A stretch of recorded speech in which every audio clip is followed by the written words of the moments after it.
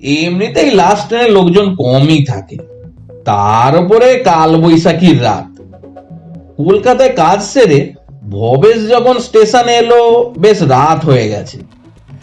আর minute 10 দেরি হলেই 11:30 last local ট্রেনটা বেরিয়ে যেত। যদি তা হতো তাহলে তাকে সারা রাত প্ল্যাটফর্মেই কাটাতে হতো।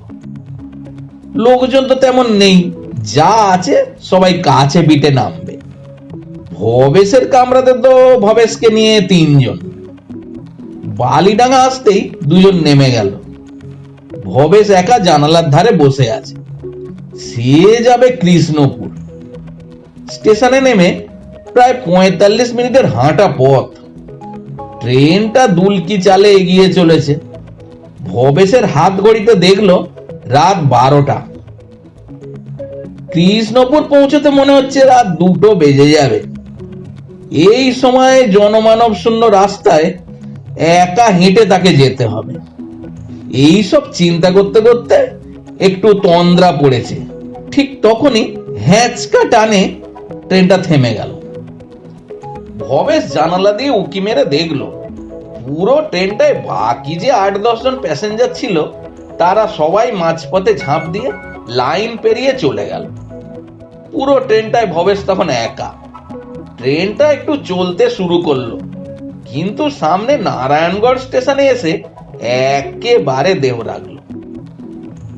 ভবেশ প্ল্যাটফর্মে নেমে গার্ডকে জিজ্ঞেস করতে গার্ড জানায় সন্ধ্যেবেলায় কালবৈশাখী ঝড়ে তার ছিঁড়ে ঝুলছে লাইনের ওপরে, তাই এখন আর ট্রেন যাবে না।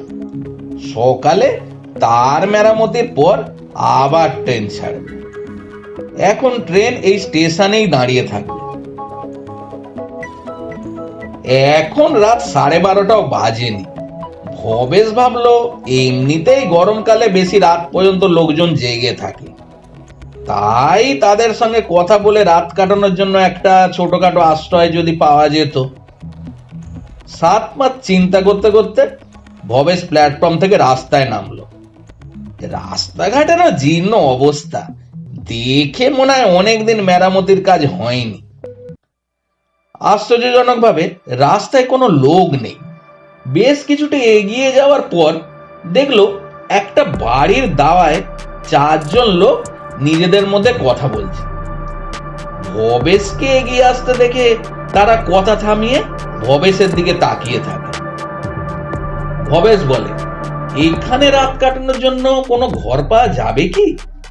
স্টেশনে রাত কাটানোর চেয়ে একটা নিরাপদ আশ্রয় হলে ভালো হতো। নিরাপদ আশ্রয়? ওদের মধ্যেই একজন বলে, জানের মায়া যদি থাকে বাবু এখনই এখান থেকে চলে যান। ভবেশ অবাক হয়ে জিজ্ঞাসা করলো, কেন, কি হয়েছে? এখন এসব কথা বলার সময় নেই বাবু, আপনি পালান, না হলে প্রাণে বাঁচবেন না। বলেই তারা দৌড়ে চলে গেল গ্রামের রাস্তা ধরে। ভবেশ মনে মনে ভাবলো, এরা পাগল নাকি মাতাল? কি যে আলতু ফালতু কথা বলে গেল কিছুই বোঝা যায় না। ওদের কথায় পাত্তা না দিয়ে ভবেশ ওই রাস্তা অনুসরণ করে গ্রামের দিকে হাঁটতে লাগলো। ভবেশ দেখলো গ্রামের বাড়িঘর সেরকম নেই, শুধু গাছ গাছালি আর বন বাদার। ভবেশ সাহস করে এগিয়ে যেতে লাগলো, যদি একটা বাড়িঘর দেখতে পায়। এমন সময় ভবেশ দেখলো রাস্তার ধারে একটা কুঁড়ে ঘর। তার দালানে একটা বাচ্চা মেয়ে তার মা বাবার সাথে শুয়ে আছে। একটা হাত পাখাও রয়েছে তাদের পাশে। ভবেশ হাঁটতে হাঁটতে ওই বাড়িটা পেরিয়ে যেতেই পিছন থেকে বাচ্চা মেয়েটা বলে উঠলো, কাকু, তুমি কি আমার বাবাকে খুঁজছো? ভবেশ কিছু বলতে যাবে, হঠাৎ সে দেখলো তার পিছনে সেই লোকটা দাঁড়িয়ে, যে এই বাচ্চা মেয়েটার পাশে শুয়েছিল। মেয়েটির মা দালান থেকে মাটিতে পা ঝুলিয়ে বসে আছে। ভবেশ বলল, এই গ্রামে কি কোনো বাড়িঘর নেই? মাইল 1.5 হেঁটে ফেলেছি, কিন্তু একটা বাড়িঘর কোথাও দেখতে পাইনি। দালানে বসা বউটা বলে, আরো 2 মাইল গেলে আরো কিছু বাড়ি আপনি দেখতে পাবেন, আপনি চাইলে আমাদের এই কুঁড়েতেও একটু বিশ্রাম নিতে পারেন। সকাল হতে এখনো অনেক দেরি। ভবেশ ভাবলো, সত্যিই তো, এখানেই যখন একটা আশ্রয় পাওয়া যাচ্ছে, তাহলে আর গ্রামের ভিতরে গিয়ে কি লাভ। এখানেই 3-4 ঘন্টা কাটিয়ে সকালে আবার প্ল্যাটফর্মে চলে যাবে। ভবেশ আমতা আমতা করে বলে, আমি যদি রাত্রে এখানে থাকি তাহলে আপনাদের কোনো অসুবিধা হবে না? আপনারা থাকবেন কোথায়? লোকটি বলে, আমাদের কথা চিন্তা করতে হবে না, আমরা এই দালানেই শুয়ে পড়ব। ভবেশ লজ্জা পেয়ে বলে, আপনারা ঘরে গিয়ে শুন, আমি বাইরে শুয়ে পড়ছি। সেই লোকটি জিভ কেটে আবার বলে, আপনি অতিথি, আপনি ঘরে শুয়ে পড়ুন। ভবেশ ঘরে ঢুকতেই যাচ্ছিল, এমন সময় বাচ্চা মেয়েটা বলে উঠল, বাবা, আমি সারা রাত এই কাকুটার সাথে গল্প করব। ভবেশ মাথা নাড়িয়ে সাই দিয়ে দালানে বসে বলল, আচ্ছা, আপনারা এইভাবে একা থাকেন, আপনাদের ভয় করে না? লোকটি হো হো করে হেসে বলে, একা কেন গো বাবু, রোজই তো কারো না কারোর সাথে দেখা হয়, যেমন আপনার সাথে আজকে হয়েছে। ভবেশ বলে, হ্যাঁ সেটা তো ঠিক আছে, কিন্তু গ্রাম থেকে এত দূর একা। কথাটা শেষ হলো না ভবেশের। অদ্ভুত ভাবে মেয়েটির মা খিলখিলিয়ে হেসে উঠল। ভবেশের বুকটা যেন ছ্যাক করে উঠল। কোনো রকমে সামলে সে বলল, আসলে লোকজন এত কম এখানে, মাঝে মাঝে কথা বলার জন্য লোক তো চাই নাকি। বউটা হেসে বলে, তা তো ঠিক, তবে এখন আমাদের অভ্যেস হয়ে গেছে। ভবেশ কিছু বুঝতে না পারলেও সে চুপ করে রইল। তবে এটা ঠিক যে ঘুটঘুটে অন্ধকারে এদের মুখগুলো স্পষ্টভাবে দেখা যাচ্ছে না। বাচ্চা মেয়েটা বলল, কাকু, তুমি ঘরে শুয়ে পড়ো, আমার ঘুম পেয়েছে। ঘরে ঢুকে ভবেশ দেখে মেঝেতে একটা চাদর পাতা রয়েছে আর একটা বালিশও আছে। ভবেশ বালিশে মাথা রাখতে একটা ধূপ ধুনো আর ফুলের গন্ধ পেল, ঠিক যেরকম গন্ধ মরার সব্বাই গাড়িতে বা মরা নিয়ে যাওয়ার সময় ঘাটেও পাওয়া যায়। ভবেশ উঠে বসে পড়ে। সঙ্গে সঙ্গে তার কানে একটা মেয়েলি কণ্ঠ বলে, তুমি এখনই এখান থেকে পালাও, এটা তোমায় মেরে ফেলবে। ভবেশের সারা গায়ে ঠান্ডা রক্তের স্রোত বয়ে যায়। সে নিজের অজান্তেই করে ওঠে। সঙ্গে সঙ্গে ঘরের দরজা খুলে যায়। বউটা উকি মেরে দেখে ভবেশ ঘরের মেঝেতে শুয়ে ঘুমাচ্ছে। বউটা লোকটাকে ফিসফিস করে বলে, এখন ঘুমাচ্ছে, আগে চান করাবো, তারপরে খাবো। ভবেশ বুঝে উঠতে পারছে না কি ঘটছে।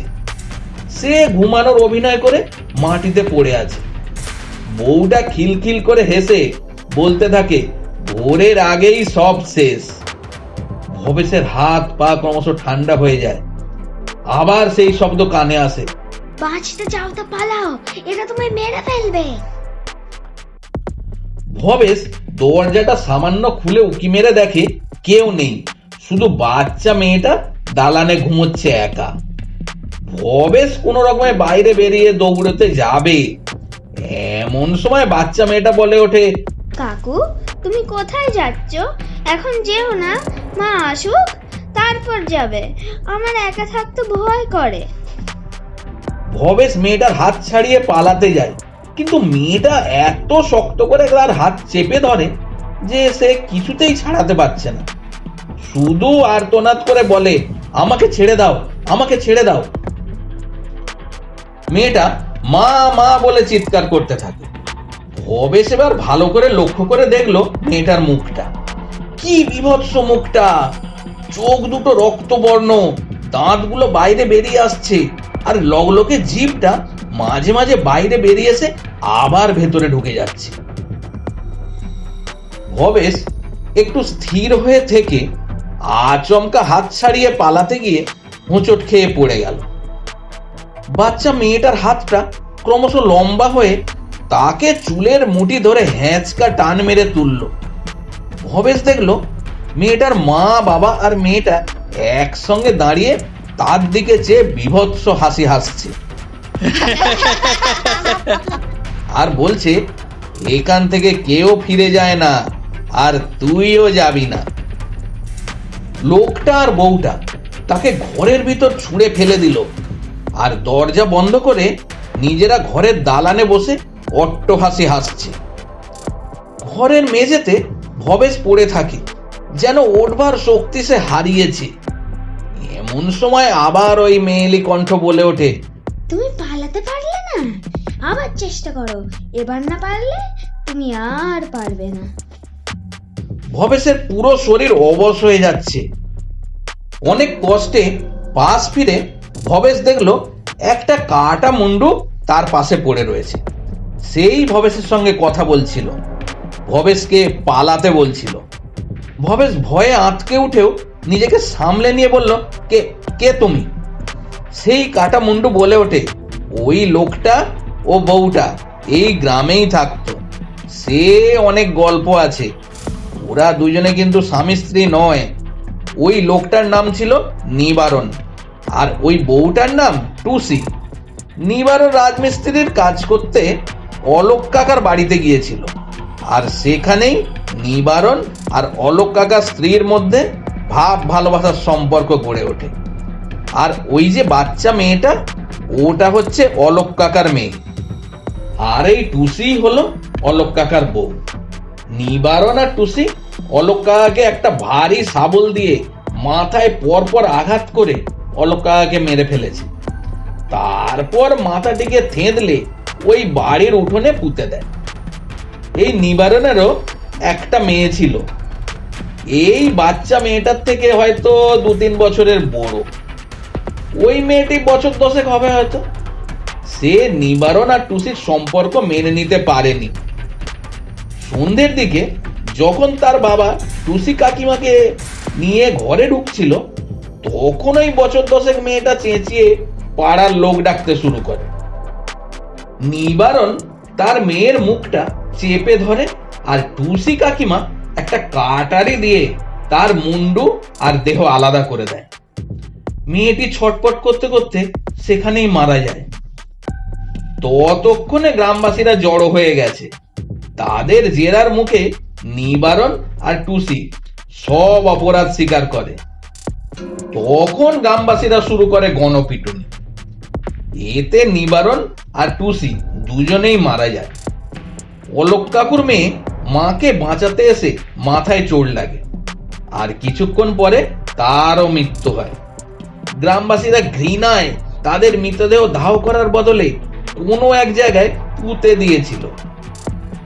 আর তার কিছুদিন পর থেকেই শুরু হয় ভূতেদের অত্যাচার। নিবারণ, টুসি ও তার মেয়ে গ্রামবাসীদের মেরে মেরে তাদের মৃত্যুর প্রতিশোধ নিতে থাকে। গ্রামের লোক একজন সিদ্ধি লাভ করা তান্ত্রিকের কাছে যায়, তাদের সব ঘটনা খুলে বলে। সেই তান্ত্রিক গ্রাম থেকে ওই ভূতেদের বার করে মন্ত্র বলে গ্রামের মধ্যে একটা রেখা টেনে দেয়। আর সেই থেকেই তারা গ্রামের বাইরে এইখানে শিকার ধরার জন্য ওত পেতে থাকে। তুমি যদি না চলে যাও এখনই, তোমার হালও এমন হবে। ভবেশ জিজ্ঞেস করে, তুমি এত কথা জানলে কি করে? তুমি কে? কাটা মুন্ডুটা তাচ্ছিল্যের হাসি হেসে বলে, নিবারণই হচ্ছে আমার বাবা, যে তার মেয়ের গলা কেটে নিয়েছিল। সে আরো বলে, রাস্তায় আস্তে আস্তে যে 4 জন লোককে কথা বলতে দেখেছিলে, তারাও ছিল এই গ্রামের লোক। আমার বাবা আর টুসি কাকিমা এদেরও মেরে ফেলেছিল। ওরা খুব ভালো লোক ছিল। ওরা কোনো ব্যক্তিকে এদিকে আসতে দেখলে সাবধান করে। যে শোনে সে বেঁচে যায়, আর যারা তাদের কথা মানে না, তারাই তোমার মতো বিপদে পড়ে। কিছুক্ষণের মধ্যেই ভোর হবে, আমি যাই, কাটা মুন্ডুটা বলে। ভবেশ নিজে কিছুটা সাহস সঞ্চয় করে দরজাটা খুলেই প্রাণপণে দৌড়াতে থাকে, আর 6টা কঙ্কালসার হাত তার পিছনে ছোটে।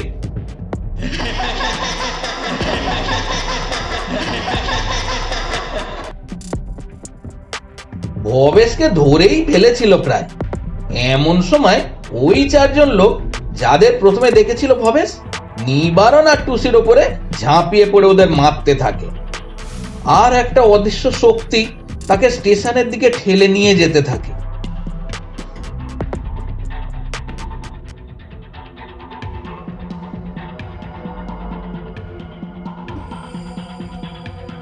বাবু, কৃষ্ণপুর এসে গেছে। বাবু, ও বাবু। ভবেশ তাকিয়ে দেখলো বয়স্ক একটা লোক তাকে ঠেলা দিয়ে ডাকছে। বলছে, সবাই নেমে গেছে বাবু, আপনি বাকি। আপনি ঘুমিয়ে পড়েছিলেন, তাই ডেকে দিলাম। ভবেশ লোকটিকে জিজ্ঞেস করলো, নারায়ণগড় স্টেশন থেকে গাড়ি কখন ছাড়লো? লোকটি অবাক হয়ে বলল, নারায়ণগড় স্টেশনে তো গাড়ি দাঁড়ায়নি। আপনি বোধহয় স্বপ্ন দেখছিলেন। ভবেশ লোকটির দিকে অবাক দৃষ্টিতে চেয়ে থাকে। ঘড়ির দিকে তাকিয়ে দেখলো ভোর 5টা বাজে। স্টেশন থেকে নেমে সে একটা সাইকেল রিক্সায় উঠল। মনে হলো পিছন থেকে একটা মেয়েলি কণ্ঠস্বর ভেসে এলো,